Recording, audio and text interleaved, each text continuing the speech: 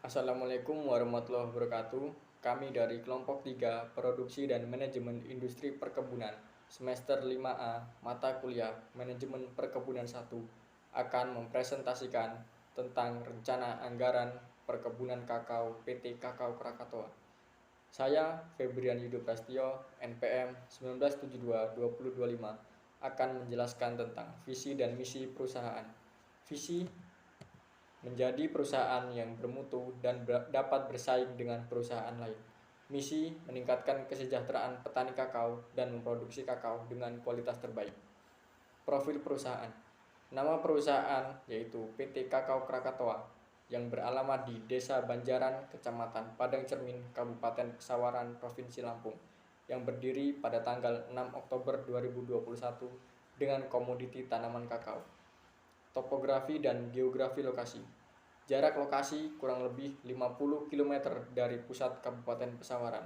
Batas wilayah sebelah timur berbatasan dengan Desa Piabung dan sebelah selatan berbatasan dengan Desa Trimulyo. Topografi Desa Banjaran berada di ketinggian 500 mdpl dengan kemiringan kurang lebih 40%. Perkenalkan, nama saya Jenny Liana Tasya, NPM 1972234. Di sini saya akan menjelaskan struktur pendiri perusahaan kami. Pertama, yaitu ada Febrian Yudo Prastio sebagai manajer yang bertugas untuk mengatur keseimbangan sebuah manajemen, lalu melakukan perencanaan, mengelola, dan mengawasi kegiatan dalam manajemen. Ditambah lagi, menentukan standar kualitas, mengadakan evaluasi, dan memberikan pengaruh baik kepada karyawan. Berikutnya ada Dimas Saputra, yaitu sebagai asisten manajer yang bertugas sebagai membantu merencanakan, mengerjakan, serta mengadakan strategi untuk perusahaan, membantu mengumpulkan data seputar kinerja dari para karyawan, menyusun koordinasi seputar kegiatan, dan peraturan yang menyangkut karyawan. Berikutnya, ada Aldi Wijaya sebagai kepala administrasi yang bertugas untuk menyusun, mempersiapkan rencana, dan program kerja untuk memastikan tercapainya kualitas target kerja, merencanakan, membagi tugas, memberi pelayanan, dan mengkoordinir pelaksanaan tugas bawahan bidang administrasi umum. Selanjutnya, yaitu Aji Tio Wardana sebagai kepala produksi yang tugasnya bertanggung jawab dan mengawasi pelaksanaan proses produksi mulai dari bahan baku awal sampai menjadi barang jadi, menjaga dan mengawasi agar mutu bahan baku dalam proses dan mutu barang jadi sesuai dengan standar yang telah ditetapkan perusahaan. Berikutnya yaitu Jenny Liana Tasya sebagai Kepala Sarpras yang bertugas untuk menyusun program kerja dan rencana operasional pada bidang sarana dan prasarana, penyelenggaraan koordinasi fasilitas, dan memeriksa hasil pelaksanaan tugas di lingkungan bidang sarana dan prasarana. Selanjutnya yaitu Anissa Larsati sebagai Kepala Kebun yang bertugas untuk bertanggung jawab memimpin afdeling atau bagian unit kebun atau di pabrik dan berperan sebagai pembantu atau membantu manajer dan karyawan dalam melaksanakan segala jenis pekerjaan di lapangan. Selanjutnya, ada Hervan Dwi Syaputra sebagai Kepala Pemasaran yang bertugas untuk memimpin inisiasi promosi produk, mengkoordinasikan strategi pemasaran, mengatur budget untuk setiap kampanye atau iklan, memonitor pertumbuhan perusahaan, atau mencoba proses marketing baru. Berikutnya ada sarana dan prasarana. Sarana yang digunakan yaitu berupa ruangan manajer, ruangan asisten manajer, ruangan bendahara, toilet, klinik, tempat ibadah, gudang, mes, gudang penyimpanan. Prasarana yang digunakan yaitu berupa televisi, komputer, telepon, meja, kursi, lemari, AC, cermin, sabun tisu, kloset. Dan selengkapnya bisa dilihat di PPT berikut.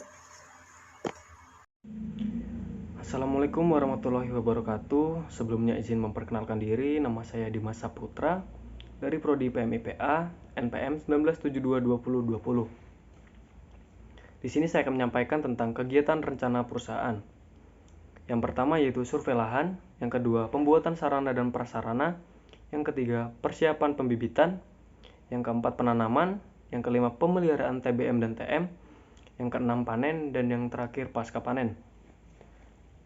Selanjutnya masuk dalam kegiatan yang pertama, yaitu survei lahan. Dalam survei lahan ini kami melakukan beberapa kegiatan, yaitu mengurus perizinan, pengumpulan data, pengambilan sampel tanah, analisis lab, dan yang terakhir identifikasi vegetasi. Total biaya yang kami keluarkan dalam survei lahan ini adalah Rp78.195.693. Selanjutnya, pembukaan lahan. Dalam pembukaan lahan ini kami melakukan beberapa kegiatan, yaitu pembabatan semak, penebangan pohon, merencek, merumpuk, membakar, pembersihan dan penataan lahan, dan yang terakhir pembuatan jalan utama.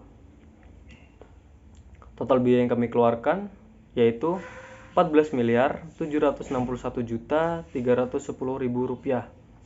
Sekian dan terima kasih. Halo, perkenalkan nama saya Anissa Alasati, NPM 19722011. Di sini saya akan menyampaikan tentang rencana kegiatan dan rancangan anggaran dari kegiatan pembibitan. Pembibitan itu sendiri terdiri dari 3 jenis kegiatan, yaitu persiapan pembibitan, main nursery 1, dan main nursery 2. Untuk persiapan pembibitan, apa saja sih kegiatan-kegiatannya? Kegiatannya itu terdiri dari 9 jenis kegiatan, yaitu penyiapan lokasi, pembuatan jalan ritis, pembersihan lahan, membuat bedengan, membuat naungan, memasang sistem pengairan, pengisian polybag, pembelian enteres, dan terakhir melakukan sambung pucuk. Kegiatan ini menghabiskan dana sebesar Rp10.419.981.786. Kegiatan kedua adalah main nursery 1. Kegiatannya terdiri dari 5 kegiatan, yaitu penyiraman bibit, membuka plastik pembungkus dari sambung pucuk, pengendalian gulma, pemupukan, lalu pengendalian hama dan penyakit. Kegiatan ini menghabiskan dana sebesar Rp4.823.081.000. Lalu selanjutnya adalah kegiatan main nursery 2 yang terdiri dari 5 jenis kegiatan, mulai dari penyiraman bibit, pengendalian gulma, pemupukan, pengendalian hama dan penyakit, kemudian terakhir melakukan seleksi bibit. Dana yang dihabiskan dalam kegiatan main nursery 2 ini sebesar Rp4.799.829.000. Maka jika kita total dana yang diperlukan dari 3 kegiatan tersebut menghabiskan dana sebesar Rp20.042.891.786. Terima kasih. Assalamualaikum warahmatullahi wabarakatuh. Nama saya Haji Tiwardana, NPM 19722004. Di sini saya akan menjelaskan bagian penanaman. Penanaman diawali dengan menanam tanaman penaung 1 tahun sebelum penanaman tanaman kakao. Sebelum tanaman penaung ditanam, terlebih dahulu dilakukan pengajiran menggunakan ajir bambu dan pembuatan lubang tanam. Tanaman penaung yang digunakan ialah kelapa. Jarak tanam pohon penaung yaitu 9 meter x 9 meter sehingga populasi dalam 1 hektar sebanyak 124 tanaman. Kemudian penanaman tanaman kakao. Terlebih dahulu dimulai dari pengajiran yang bertujuan agar mempermudah pembuatan lubang tanam, membantu bibit yang ditanam agar membentuk garis lurus sehingga mempermudah dalam pengelolaan dan pemeliharaan tanaman. Jarak tanam yang digunakan ialah 3 meter x 3 meter sehingga populasi dalam 1 hektar sebanyak 1111 tanaman. Kemudian membuat lubang tanam. Lubang tanam dibuat secara manual dengan ukuran 60 cm x 60 cm x 60 cm dan ditambahkan pupuk organik atau pupuk kandang sebanyak lebih kurang 1 kg per lubang. Setelah lubang selesai, kemudian dilakukan pembuatan rorak. Setelah lebih kurang 6 bulan pembuatan lubang tanam dan rorak, bibit kakao ditanam di lapangan. Pengangkutan bibit kakao menggunakan truk. Penanaman bibit kakao dilakukan pada awal musim penghujan. Dan total anggaran untuk kegiatan penanaman sebesar Rp18.040.554.000. Untuk lebih lengkapnya dapat dilihat pada tabel berikut. Assalamualaikum warahmatullahi wabarakatuh. Perkenalkan, nama saya Aldi Wijaya, NPM 19722006, kelas PMIP 5A. Baiklah, saya di sini akan menjelaskan anggaran rencana kegiatan perusahaan pemeliharaan TBM 1 yang meliputi beberapa kegiatan yaitu 1. Pemeliharaan jalan, 2. Pemeliharaan rorak, 3. Pemupukan, 4. Pemangkasan bentuk, 5. Pengendalian gulma, 6. Pengendalian hama dan penyakit, 7. Pemeliharaan tanaman penaung. Kegiatan ini menghabiskan dana sebesar Rp3.630.310.472. Selanjutnya ialah rencana kegiatan TBM 2 yang meliputi beberapa kegiatan yaitu 1. Pemeliharaan jalan, 2. Pemeliharaan rorak, 3. Pemupukan, 4. Pemangkasan bentuk, 5. Pengendalian gulma, 6. Pengendalian hama dan penyakit, 7. Pemeliharaan tanaman penaung. Kegiatan ini menghabiskan dana sebesar Rp3.973.276.172 Selanjutnya di pemeliharaan TM1 yang meliputi beberapa kegiatan yaitu 1. Pemeliharaan jalan, 2. Pemeliharaan rorak, 3. Pemupukan, 4. Pemangkasan produksi, 5. Pengendalian gulma, 6. Pengendalian hama dan penyakit, 7. Pengendalian tanaman penaung. Kegiatan ini menghabiskan dana sebesar Rp7.474.792.652. Selanjutnya di pemeliharaan TM2 yang meliputi beberapa kegiatan yaitu 1. Pemeliharaan jalan, 2. Pemeliharaan rorak, 3. Pemupukan, 4. Pemangkasan produksi, 5. Pengendalian gulma, 6. Pengendalian hama dan penyakit, 7. Pengendalian tanaman penaung.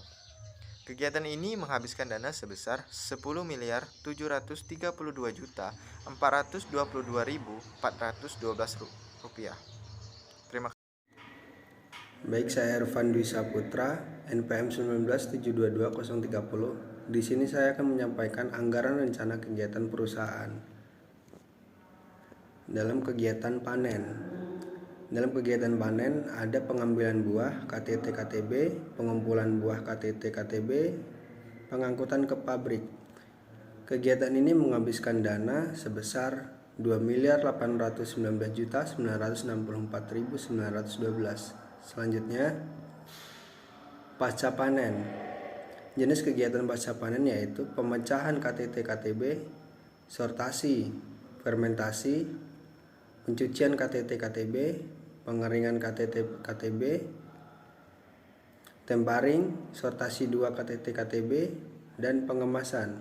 Dalam kegiatan ini menghabiskan dana sebesar Rp900. Di sini saya akan melanjutkan rencana produksi.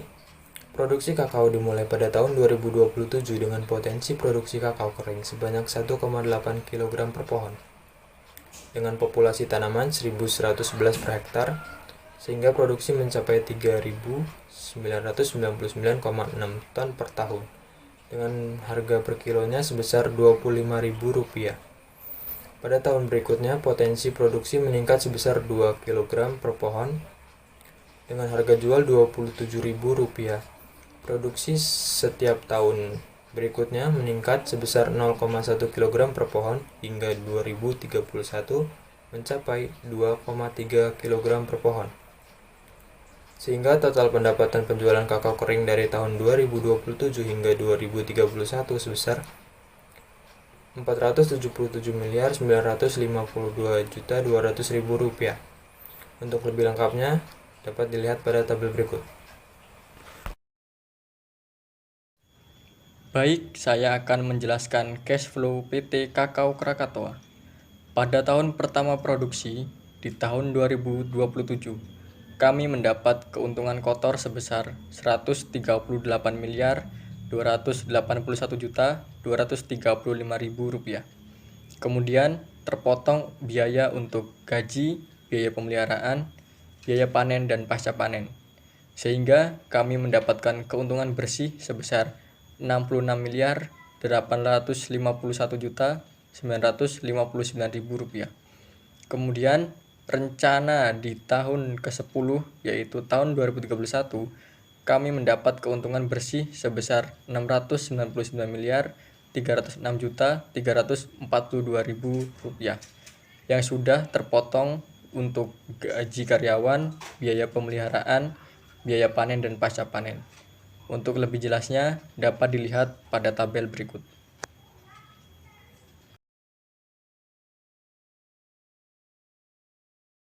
Dari presentasi kami dapat saya simpulkan bahwa PT Kakao Krakatoa adalah sebuah perusahaan yang memproduksi produk dari bahan olahan biji kakao menjadi biji kakao kering siap olah. Produksi seluas 2.000 hektar ini didirikan pada tanggal 6 Oktober. Perusahaan ini terletak di Desa Banjaran, Kecamatan Wairatai, Kabupaten Pesawaran, Provinsi Lampung dengan luas lahan 2.000 hektar. Terdapat beberapa kegiatan, diantaranya adalah survei lahan, pembukaan lahan, pembibitan, penanaman, pemeliharaan tanaman belum menghasilkan, pemeliharaan tanaman menghasilkan, panen dan pasca panen yang dilakukan dalam jangka 10 tahun. Dari seluruh anggaran, didapatkan keuntungan penjualan di tahun ke-10 sebesar Rp699.342.724. Sekian presentasi kami. Atas perhatiannya saya ucapkan terima kasih. Wabillahi taufiq wal hidayah. Wassalamualaikum warahmatullahi wabarakatuh.